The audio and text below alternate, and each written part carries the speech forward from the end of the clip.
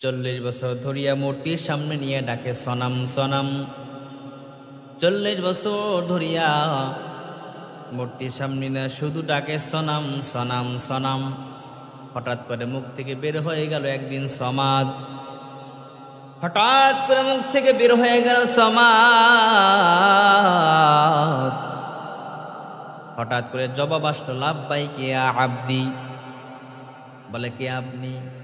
আনা রব্বুক, আমি তো রব। এতদিন জবাব আসে নাই, এখন কোন জবাব আসলো? বললে সনাম তোরে বানাই নাই, সনাম তোরে বানাই নাই, বানাইছি তোরে সমাদ। বানানে মালিক আমি আল্লাহ। আমার নাম সনাম নয়, আমার নাম সমাদ। আমি সমাদ তোরে বানাইছি, সনাম বানাই নাই।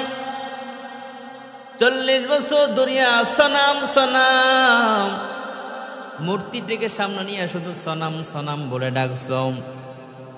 আমি 40 বছর ধরিয়া তোর ঠোঁটের দিকে তাকায় থাকতাম, তুই কখন সনাম বাদ দিয়ে সমাদ বলে আমাকে ডাক দিবি? সনাম বাদ দিয়ে কখন আমার একটু সমাদ বলে ডাক দিবি? আমি তোর ঠোঁটের দিকে তাকায় থাকতাম, যখন তুই আজকে সনাম বলতে যেয়ে সমাদ বইলা ফেলাইছ, সঙ্গে সঙ্গে আমি বইলা ফেলাইছি লাব্বাইক ইয়া আব্দি। এই জন্য আমার নাম রহমান, আমার নাম রহিম। আমি অনেক মায়াশীল দয়াশীল, তোদের দিকে তাকাই থাকি রে বান্দা। যখন কোনো ভুল করস না কা, কোনো অপরাধ করস না কা, আমি তো বসে আছি মাফ করার জন্য।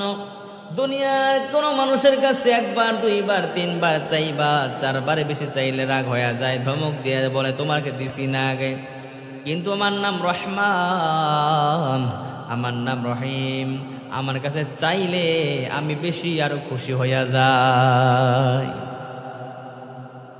আমার কাছে চাইলে খুশি হইয়া যায়, না চাইলাম রাগ হইয়া যায়। এই জন্য বান্দা আমি তোরে বানাইছি, সনাম তোরে বানায় নাই, সমাদ তোরে বানাইছি। তোর দিকে তাকায় থাকতাম আমি প্রত্যেক দিন কুদরতি নজরে, তুই কখন আমার সমাদ বলে ডাক দিবি? সমাদ বলে ডাক দিবি, সেজন্য আমি তোর দিকে তাকায় থাকতাম। আজ যখন তুই সমাদ বলে ডাক দিছোস, আমি আর থাকতে পারি নাই, আমি সঙ্গে সঙ্গে তোর ডাকের জবাব দিয়ে ফেলাইছি সমাদ বলে ডাক দেওয়ার সাথে সাথে।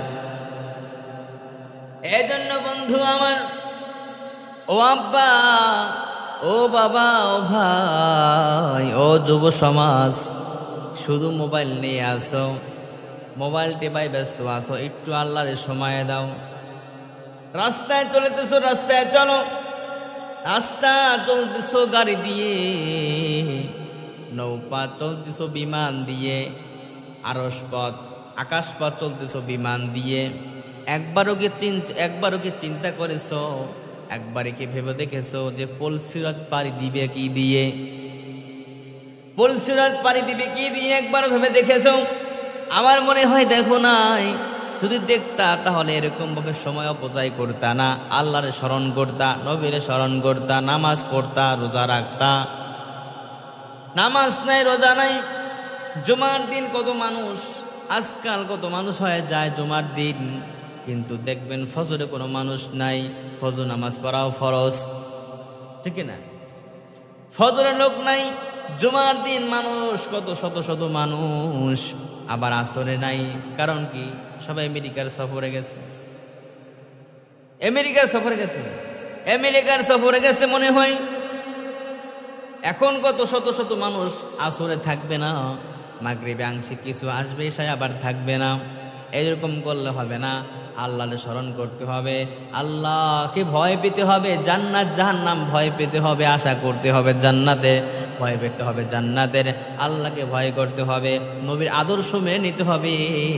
আপনি যতক্ষণ পর্যন্ত নবীর আদর্শ মনোনীত ইসলাম ধর্মের ভিতরে না ঢুকবেন, ততক্ষণ পর্যন্ত আপনি প্রকৃত মুসলমান হতে পারবেন না।